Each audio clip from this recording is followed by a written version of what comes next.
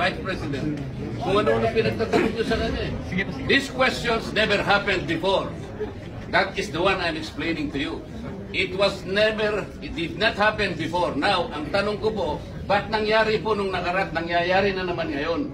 We are talking of the office, not the person. Motion was introduced. You may not like the person, you may not like her presence here, but you have to respect the office of the Vice President. That is all. Because that is guided by the tradition. Kahapon po, kagaya po na sinabi nila, wala nang pinagtanong sa Office of the President. And that is correct. That is in line with that tradition. Ngayon po, kung ang tinatanong ko ngayon, are we discarding that tradition? And is this committee authorized to discard a well-kept tradition? O kaya nga, then why are we intending to ask questions na naman at pinatawag nyo na naman kung sino-sino dito? That is why, kung hindi po kayo makakasagot, Madam, ang tinanong ko na sa inyo, I am now moving.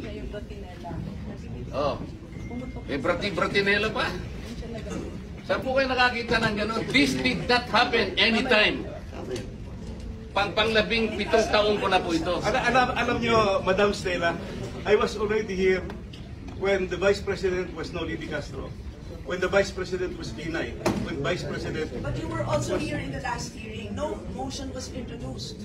Yun na nga, kasi question na kaagad eh. Walang man lang... We can read the records.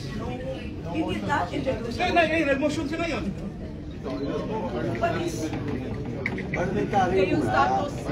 Parliamentary muna. The first thing is that is the manifestation of Congressman Dante Marcoleta, and it should be answered by the members.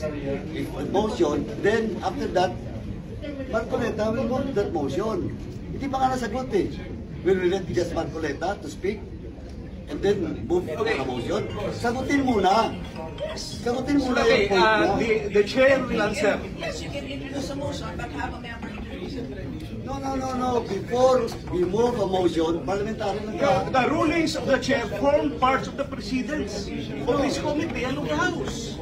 So you have to answer the question. Sagutin muna. Yes. Then saka mag-move. Kung may mag-move.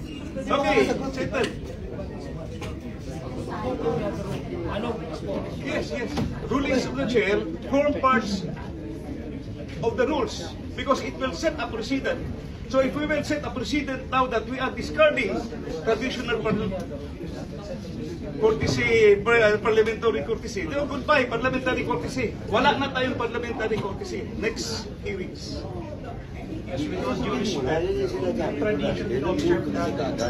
Dapat answer your query or your manifestation. Then, Paano member yung chairman ang tinatanong kung pira naman natin? The question is addressed to the chair. Why would the members answer that? we don't have the authority to speak. Ako naman yung pinagsasabi.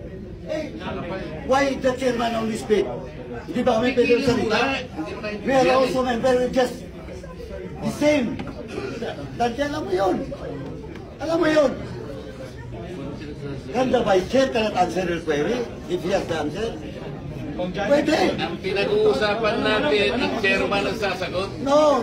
It's not only the Ano naman chairman. magsasalita ng ganyan? Eh, bakit? Siya nagsalita na nga eh.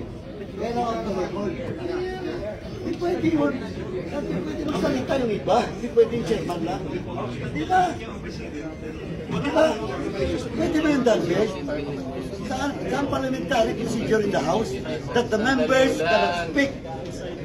Pwede. Di ba? Tumigil para lang sa